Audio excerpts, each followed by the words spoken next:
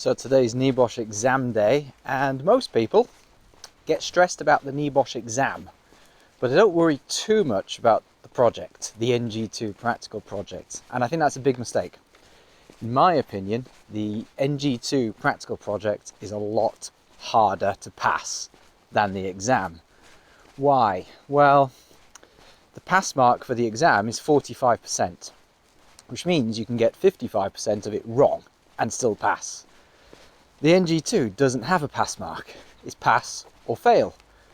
There's a long list of criteria you have to meet on the NG2. Everything from you've covered enough hazards, the hazards are varied, you've got a good introduction, good methodology, your report has to meet certain criteria. If any one of those criteria are not met, the whole thing fails. You literally have to get all of it right in order to pass.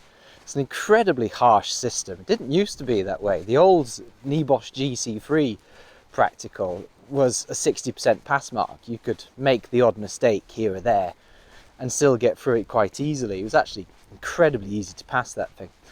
But this NG2, man, the very first group of people that I put through the NG2, I had 12 students.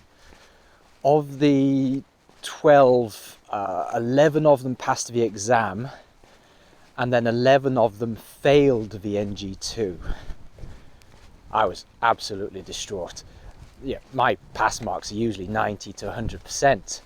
And here I was, one person out of 12 passed the NG2. Funnily enough, or horribly, that was the same person who failed their exam. So my pass rate for that cohort was 0. Like none of them passed the qualification. So absolutely devastated there. And that was the very first batch of people I put through it. I think there was a lack of clarity maybe on my part. I think there was a lack of clarity on the examiner's part as well, because some of the feedback, I mean, they got failed for such minor, petty little things at the time.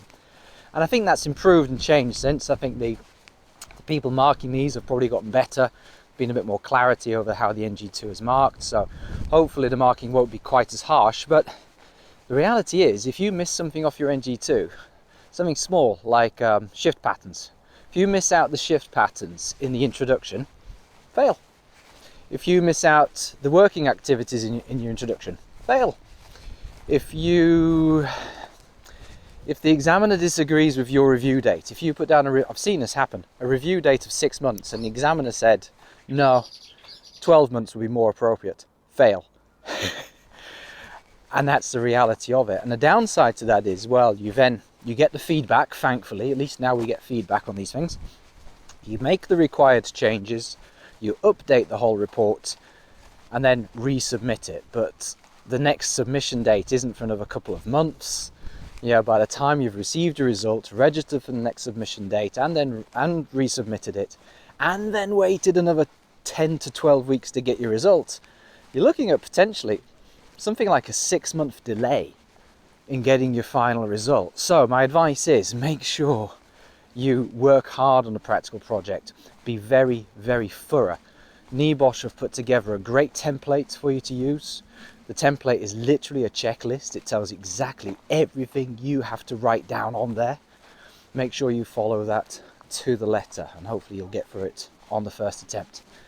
Anyway, best of luck if you're sitting the exam today. I'm thinking of you all. Take care.